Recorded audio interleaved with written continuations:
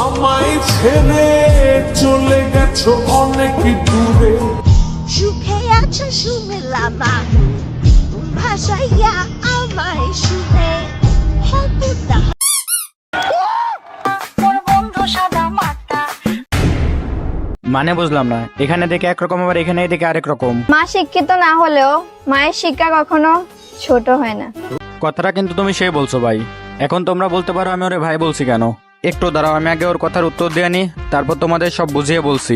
দেখ, তুই যে বললি মায়ের শিক্ষা কখনো ছোট হয় না, কথাটা একদম ঠিক আছে, কিন্তু আমাদের মা বাবা আমাদের ভালো শিক্ষা দেয়, তোর মতো পতিতা হওয়ার শিক্ষা দেয় না। নাকি তোর মা পতিতালয়ে কাজ করতো যে তোকে পতিতা হওয়ার শিক্ষা দিচ্ছে? দেখেন ভাই, আমি কিন্তু এখানে কাউকে ছোট করছি না, আমার যেটা উচিত আমি সেটা তুলে ধরছি।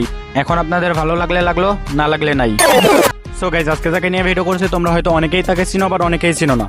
আর যারা একে মেয়ে ভাবছো তারা নিজের বেশিতে নিজেরাই টোকা দাও, কারণ এটা কোনো মেয়ে না, এটা একটা হিজড়া।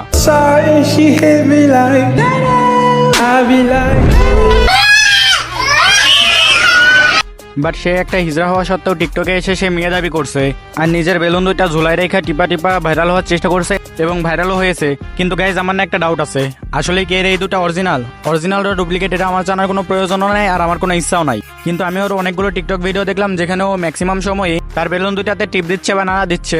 চলো তোমাদের কিছু প্রমাণ দেখাই। তার মতন চিটার বাটপার এরকম মানুষ দেখাই যায় না। ঘড়িতে যতই বাজুক, পিনিকে চোখে দেখে না, আবার চেহারা দেখে আমার ক্যারেক্টার মাপে। যা লেবু খা। পিনি যাদের আমাকে খারাপ মনে হয়। আচ্ছা ভাই, তোমাদের কাছে আমার একটা ছোট্ট প্রশ্ন থাকবে, এ যখন কোনো ছেলের সাথে রুমমেট করবে তখন ওই ছেলেটাকে দেবে না এ ছেলেটাকে দেবে? মূলত এ তো একটা ছেলে ছিল, এখন হিজড়া হয়েছে।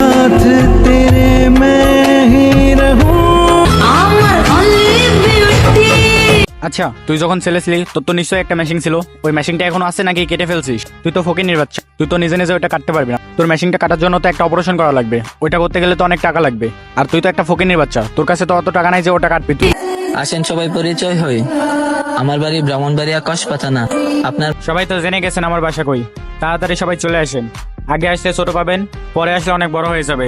সো গাইজ, আজকের ভিডিও এই পর্যন্তই।